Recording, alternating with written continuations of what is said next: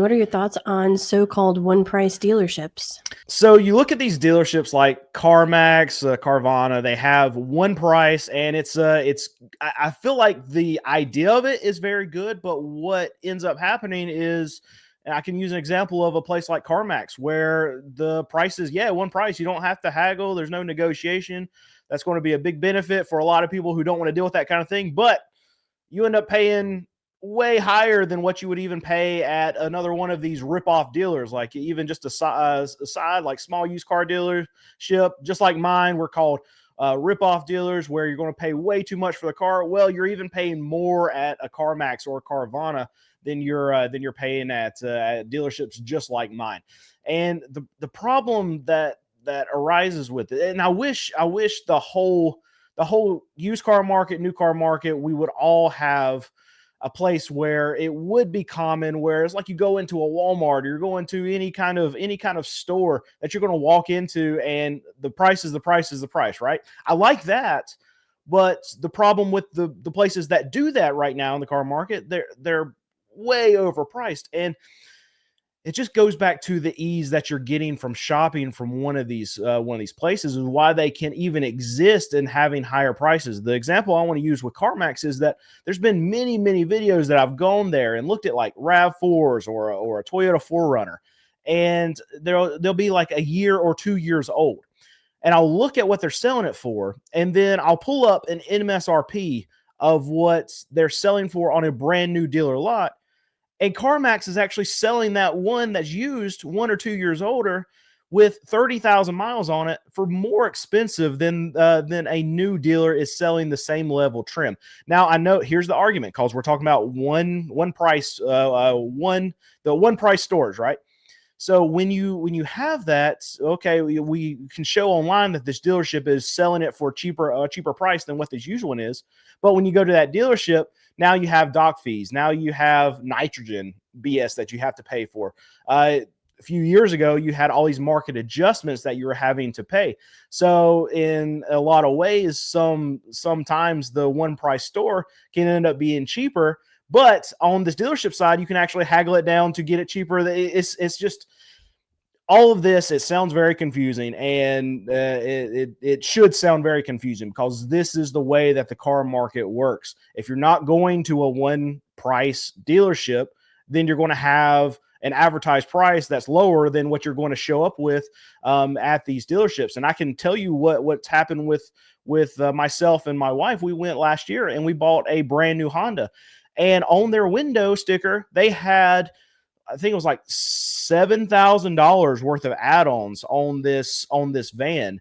And the second I went in there and say, okay, I want none of these add-ons and I want 10% off MSRP and I'll be a buyer, on the first pencil, instantly all those add-ons evaporated. So $7,000 right there. That's all the fluff that they had in there. They didn't even blink an eye. They took all of that off there. So this is why it's so frustrating, that it's so confusing in the car market of how to actually get a real price. And then even when you get down to these stores that say, okay, we have the real price, we're giving you the one price dealership, that's what we are, you're still at a higher price than what you should be paying for the vehicle. So no matter what dealership that you're going to, whether it's a one price store, these CarMax, these Carvanas, these big one price dealerships, or whether you're going to a smaller dealership, or even a bigger franchise dealership that adds a lot of this fluff, it's so difficult for the consumer to actually know what they should be paying, know how much that they should get off. And it's a model that I absolutely hate in this car market. I can tell you what we do. I'm a used car dealer. Sell cars for $5,000 and under. That's what we do.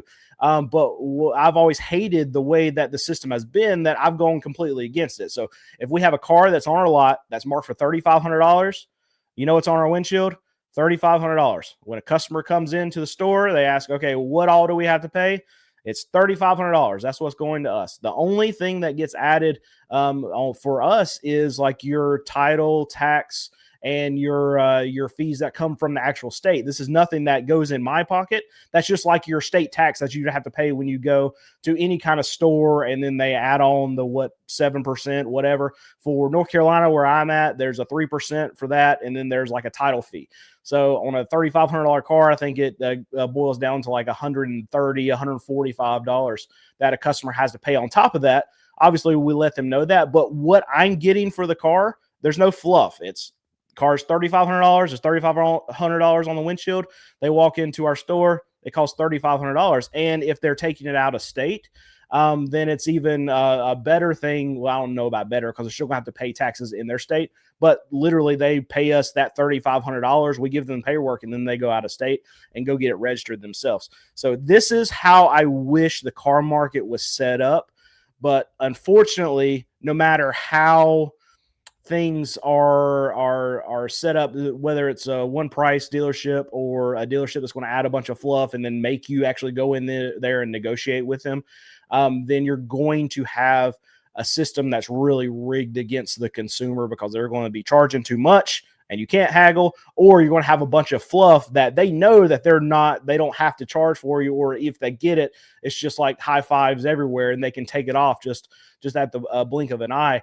Either way, the customer is set up for failure when they're going in to try to get a good price on a vehicle right now. In dealerships like me, who, okay, if it's $3,500, that's what it is. We're not negotiating because we know it's a good price.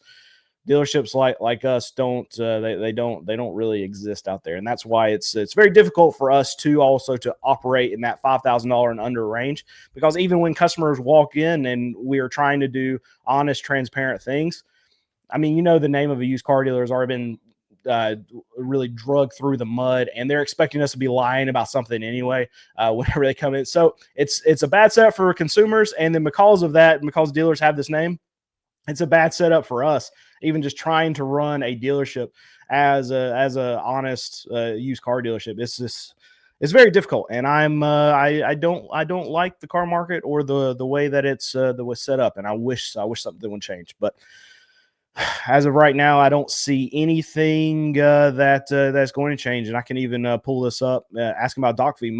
I would say probably 98% of car dealers out there, they even charge a doc fee. We don't. I think all that should be baked into the actual price of the car. I mean, that's what we're doing. We're trying to make money on the car, selling the car, right? We don't need to make money on all this other stuff. We're already going to be doing paperwork. I can't sell you the car unless I'm doing paperwork anyway, right? Why is there an extra charge for a doc fee? You've got to sign your name. I've got to take your paperwork to the tag office anyway. I've got to have people employed in places to be able to do all your documentation and stuff. That should be baked into the car. And it's interesting how common this is and how weird we are about how we run it. I went to our dealer class last year, and they were asking about who charges doc fees. And I mean, we didn't raise our hand, and the instructor actually knew how many cars we were selling a month. And we sell, I would say probably in the top 5% of dealers about the amount of cars that we sell in a month. And she was like, well, you're leaving a lot of money on the table and customers will pay it. I understand that. It's not about that. It's not about the money. It's about what we think we should charge. And if we're going to charge an extra $200, $300 just in air, why not just put it in the price of the car? And it's I don't get it, and I don't get it how it's just normal, and how customers are just like, okay, it's normal, so I'm just going to pay it. But that's the way the car market is, and I hate it, and it's very difficult for consumers and for dealers that are trying to do the right things. You want a challenge to that? Do you hear yourself talking out of both sides of your mouth? You say you don't like the one price model, but that's exactly what you're doing. So it's not, I said at the beginning of answering that question, I actually wish the whole car market was like that. The problem with the way that the one price stores are right now is that they're charging way over market for what their one price is. I gave the example of CARMAX. Carvana is even worse than CARMAX. And I'm the example of the one price store is me. I wish every other car dealer did exactly what I did. But the thing about it is, the way that I think the car market should run is the way that we actually run our dealership. And I don't feel like I'm talking out of both sides of my mouth when I'm saying this, because I do want there to be a one price, but I want it to be a fair one price. And that doesn't exist in the car market. So no, I don't think I'm I think I'm talking out of both sides of my mouth. I could be wrong. Do you think that? Or I can understand why it sounds that way on the surface, but there's just a little bit more to it than that.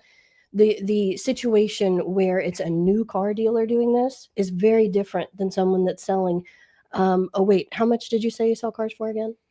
5,000 yeah, and under. $5,000 That's and it. under. That's Yeah. it. That's it. I'm just kidding, guys. But I can tell you, I would about bet, even if and I've heard Tommy from Deliver talk to some of these dealerships that are still one price dealers, they still have junk fees, they still have add-ons, and then even if they don't have any of that stuff, when you go to F&I, they're going to try to sell you some stuff. It's not like you're getting. It's going to be.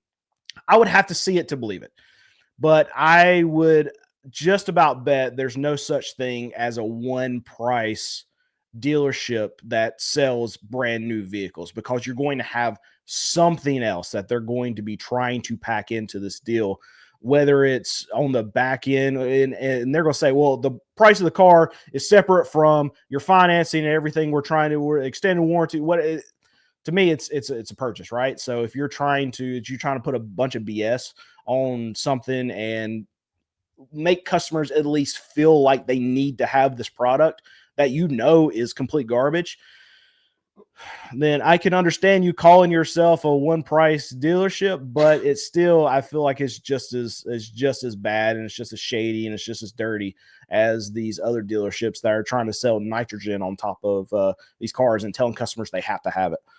It's an out the door price. They're not a one price out the door price very often. Right. Other than state taxes and fees, as far as what goes to the actual dealership. That's when you hear a one price dealership, it's not necessarily that. And I would think almost never is where we actually are. Yep.